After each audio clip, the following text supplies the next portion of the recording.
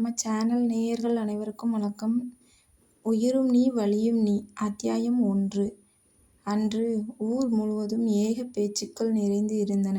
வழியில் போவோர் வருவோர் என அனைவரும் பேசியது கண்மணி பாலா பற்றிதான். நம் கதையின் நாயகன் பாலா, நாயகி கண்மணி.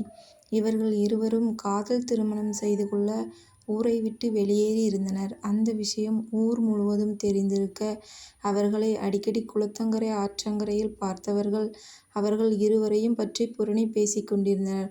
குளத்துக்கு குளிக்க போகும்போது பார்த்தேன். என்ன சிரிப்பு அவிய 2 பேருக்கும். 4 பேர் பார்க்கவ அப்படின்னு ஒரு பயம் கிடையாது 2 பேருக்கும். அவ அப்பன் எப்படி இவ்வளோ விஷயம் தெரிஞ்சு சும்மா இருக்கான்னு தெரியல. கூட்டத்தில் இன்னொருவர், ஆமாக்கா நானும் நிறைய வாட்டி பார்த்துருக்கேன் அவிய 2 பேரையும். ஒரே ஊர் சுற்றுவல தான். அவிய அப்பனுக்கு காதல்னா பிடிக்காதான். இப்போ அவன் மக லவ் பண்ணிட்டு திரியிறா, அதை கண்டுக்கல பார்த்தீங்களா என கூற அன்றைய நாள் முழுவதும் அப்படியே போனது. மறுநாள் காலை பொழுதிலேயே இருவரையும் பொண்ணோட தகப்பன் தேடி பிடித்து விட்டார் என்ற தகவல் ஊர் முழுவதும் பரவியது. என் மகன் தெரியாமல் பண்ணிட்டான், தயவு செஞ்சு என் மகனை விட்டுருங்க, இனிமே உங்கள் பொண்ணை தொந்தரவு பண்ண மாட்டான், நான் பார்த்துக்கிடுறேன் என பாலாவின் அம்மா கண்மணியின் அப்பா காலை பிடித்து கெஞ்சி கொண்டிருந்தார். ஊருக்கு ஒதுக்குப்புறமாக உள்ள கண்மணியின் தென்னந்தோப்பில் வைத்து 4 பேர் சூழ தென்னை மரத்தில் கட்டி வைத்து அவனை அடி வெளுத்து கொண்டிருந்தனர். அவனின் அம்மா, என் புள்ளைய விட்டுருங்க, தெரியாம பண்ணிட்டான், இனிமே உங்க பொண்ணு இருக்க பக்கமே தலை வச்சு கூட படுக்க மாட்டான், விட்டுடுங்க என கதற, அதனை பொருட்படுத்தாமல் சினிமாவில் வரும் வில்லன் போல தன் வாயில் சிகரெட்டை பற்ற வைத்து கொண்டு பாலாவை முறைத்து பார்த்து கொண்டிருந்தான் முத்துவேல். பாலாவோ குனிந்த தலை நிமிராமல் தரையில் முட்டி போட்டு இருந்தான்.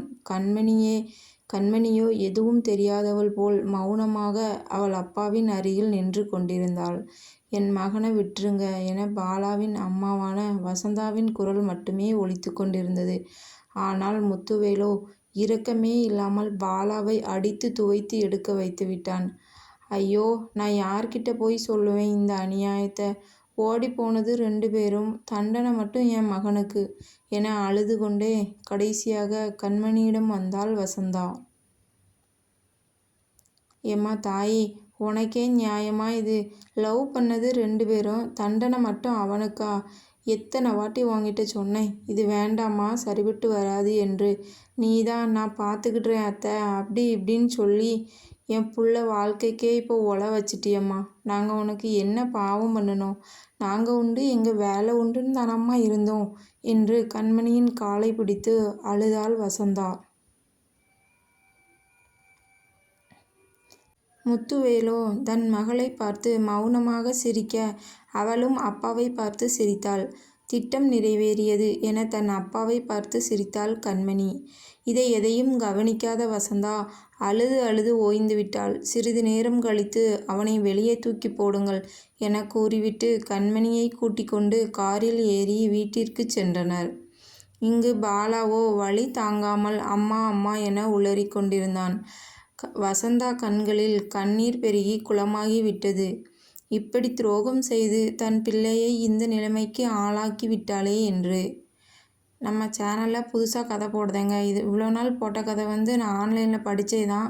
இப்போ நானே எழுதி தான் போடுறேன். அதனால் இனிமேல் கதை கண்டினியூவாக வரும். எனக்கு சப்போர்ட் பண்ணுங்கள். நன்றி.